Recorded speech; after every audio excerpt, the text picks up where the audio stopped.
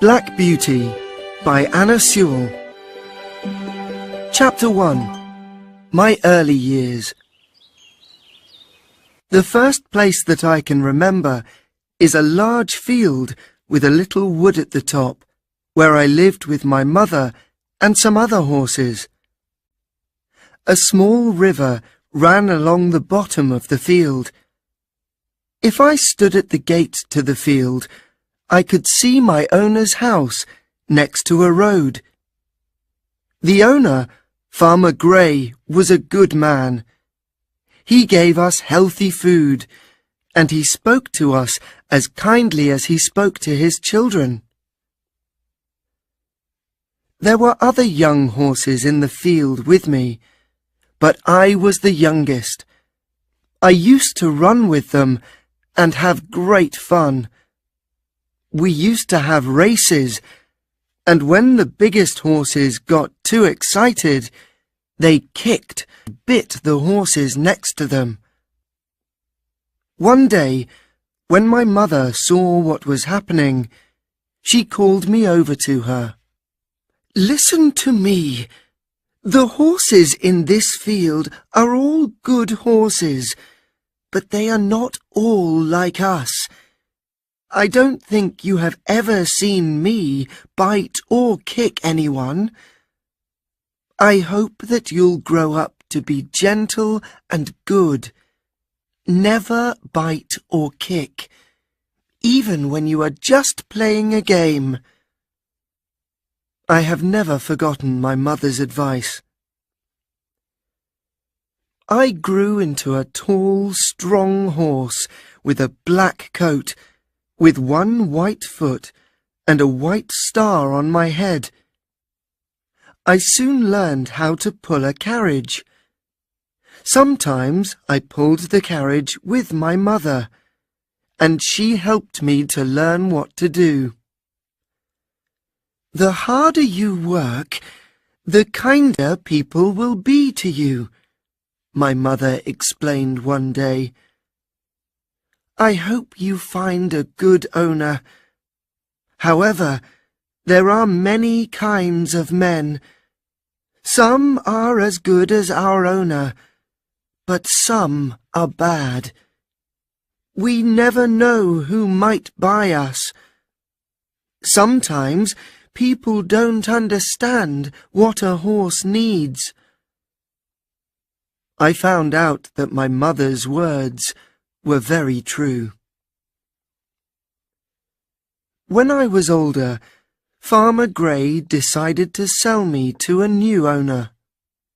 His name was Squire Gordon, and he lived in a big house in a place called Birtwick Park. It was a lovely place to live in, with large fields and comfortable stables. Squire Gordon had a kind helper called John Manley, who looked after me, and I soon became good friends with the other horses in the stables.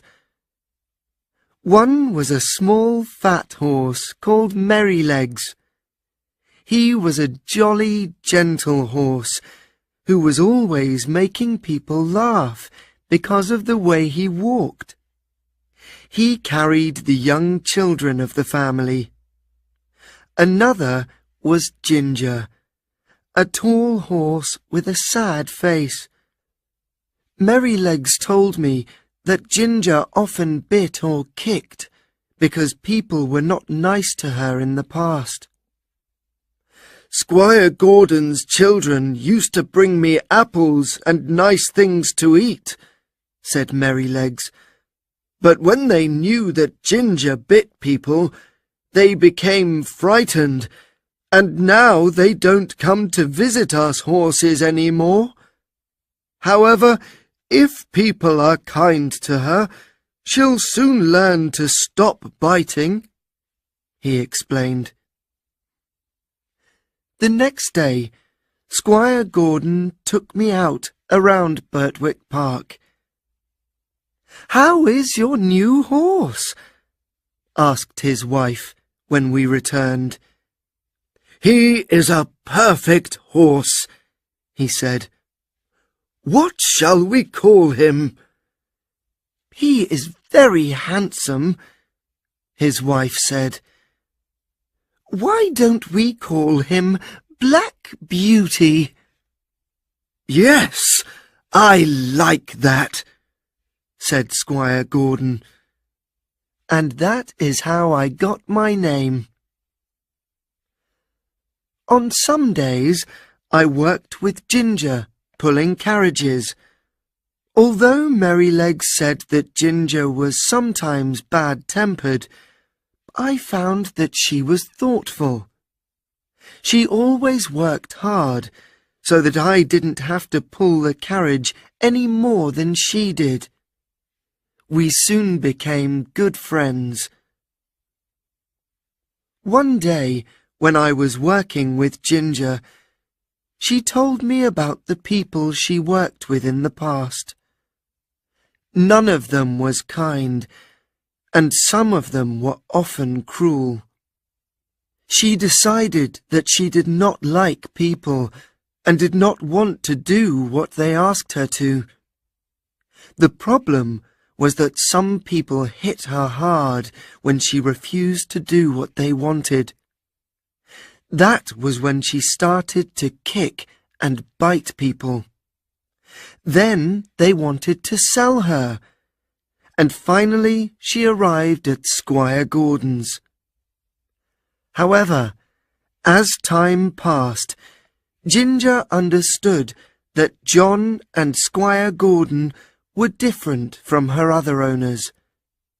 They were always kind and gentle with their horses, and she was happy to do what they asked, most of the time.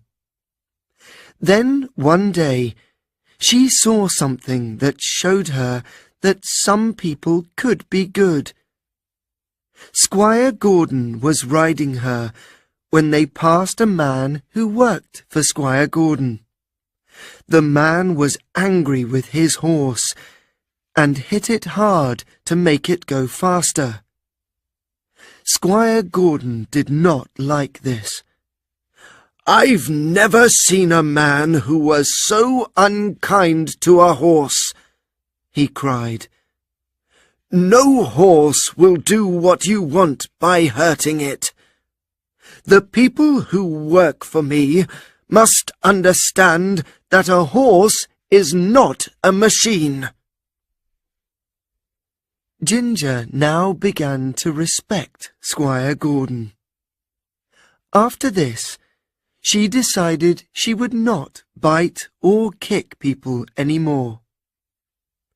"She'll be as good as Black Beauty soon," said John. "All she needed was for people to be kind to her." One day, I was surprised when John brought Merrylegs back to the stable and said, "Don't do that again, Merrylegs, or you'll be in trouble." "What did you do?" I asked him. I was very surprised, because Merrylegs always behaved so well. "Oh, I didn't do much," said Merrylegs.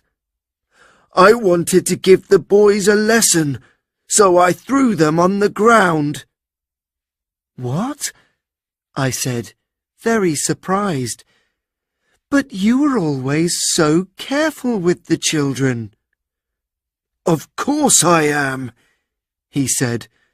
"I would never hurt the girls or the little children, but the older boys need a lesson sometimes," he continued. "They think that a horse is like a machine, which can continue for hours without a rest. They never think that I can feel tired. So I stopped. When I did not continue, they hit me with a stick. Then I threw them off. They need to learn how a horse feels." "Why didn't you kick them?" said Ginger. "No, I would never do that. I threw them off because I knew it would not hurt them. If I kicked the children, I would be sold to some unkind person who would hit me all the time. We must always remember what a good place we live in.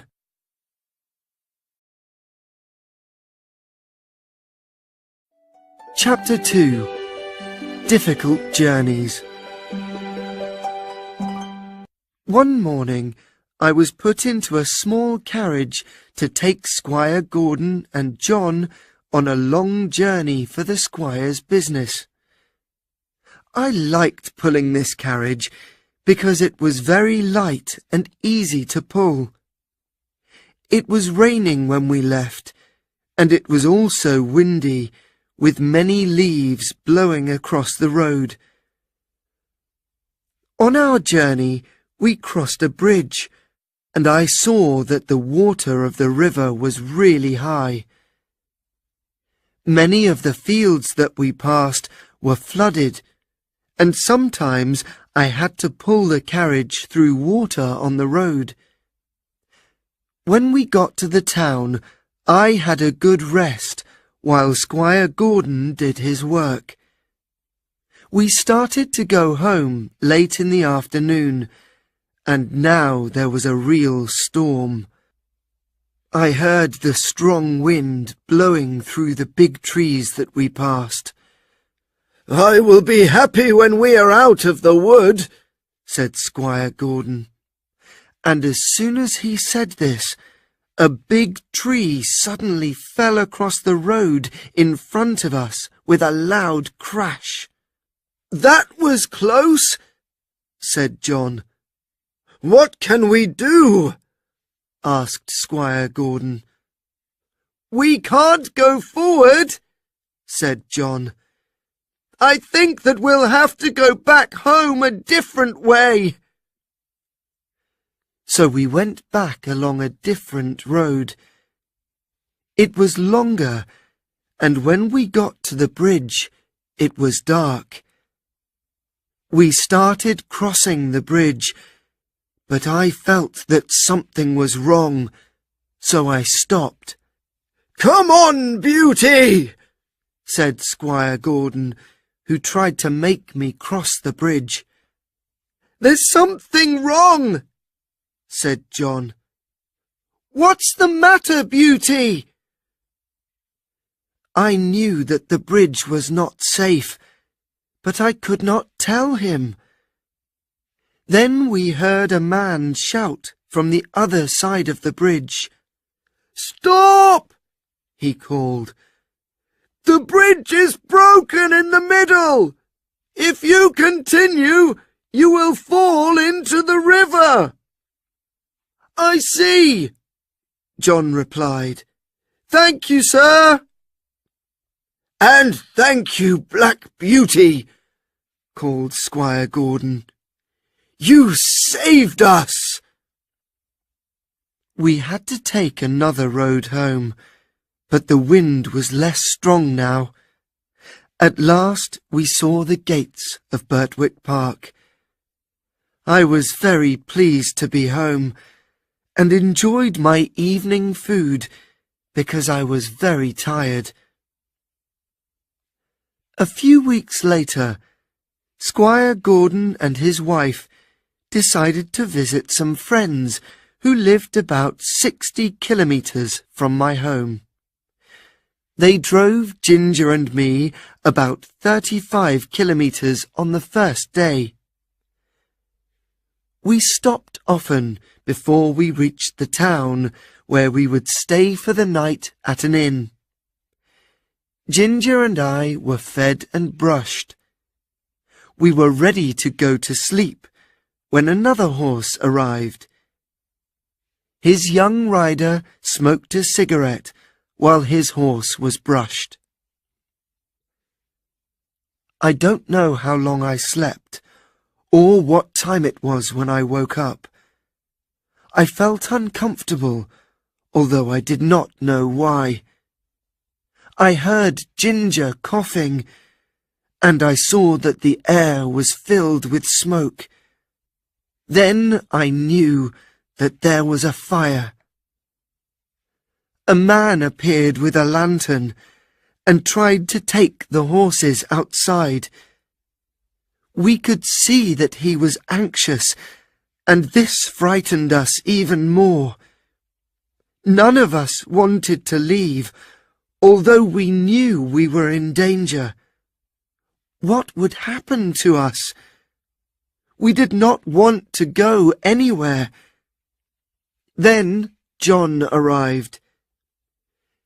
"Come on, my beautiful horses. Wake up, please. It's time to go." He spoke softly and was so gentle with me that I stopped feeling frightened. I slowly followed him out of the building and away from the fire. When I saw that I was safe, I called out for the other horses to leave. Ginger later told me that I had saved her. By now, the fire was bigger, and just as John led Ginger away from the fire, the building collapsed. Finally, some firefighters arrived to try to put out the fire. After many hours, the fire was no more. When we arrived at the house of Squire Gordon's friends the next evening, everyone was talking to John. "It is one of the hardest things in the world to move horses when there is a fire," said Squire Gordon's friend. "What you did to help them was incredible." Chapter 3. Joe Green's Lesson. When we returned to Birtwick Park, we heard that John was to have a new helper. His name was Joe Green, and he was 14 years old. "Are you sure you don't need someone who is older than this?" asked Squire Gordon. "No, sir," said John. "Joe is small, but he wants to learn, and he is a hard worker. I was the same age when I started here. I had no family, but you looked after me as well as any parent. Now I live here with a good job and a good living. It is only right that I do the same to this new boy, Joe Green." In the next few weeks, Joe learned to sweep the floor, bring in the food, and wash the carriages. He was too small to brush Ginger or me, so he practiced on Merrylegs. He was a happy boy who was always singing. However, it was not always a happy time. One event happened that stopped Joe singing for some time. John woke me up when it was still dark one morning. Almost before I could open my eyes, he was riding me past the house. "Ride as fast as you can," called Squire Gordon, who was standing by the door with a lantern in his hand. "Take this note to Dr. White. My wife is very ill. When you find the doctor, Black Beauty can rest at the inn." "Yes, sir," cried John, and he rode me as quickly as he could through the village and out along the river. We went through another village, through a dark wood, up and down hills, until at last we came to the town. Everything was quiet, and everyone was sleeping. Finally, we arrived at Dr. White's house. John knocked loudly on the doctor's door. "Mrs. Gordon is very ill. You must come now," said John, passing the doctor the note. "I will come at once, but I have a problem. My son has taken my horse, and I do not have another. Can I ride yours? He's very hot because he has run all the way here, but I think it's the only way to save Mrs. Gordon. I'll stay here, and you can ride Black Beauty." It is hard for me to describe the journey back. The doctor was heavier than John, and not such a good rider. I had almost no energy when we finally arrived back at Birtwick Park. The doctor ran into the house, and young Joe took me inside. All my hair was wet, and I felt so hot. Poor Joe was young, and he did not know what to do. A horse who has just run a long way needs to stay warm and drink warm water. It is a dangerous time for the horse, so someone should stay and watch him too. Joe did not do this. He did not put a warm blanket on me because I was hot, and then he gave me cold water to drink before he went away and left me alone in the stable. I began to feel very cold. All my body ached. I lay down and tried to sleep. When I woke up, John was at my side.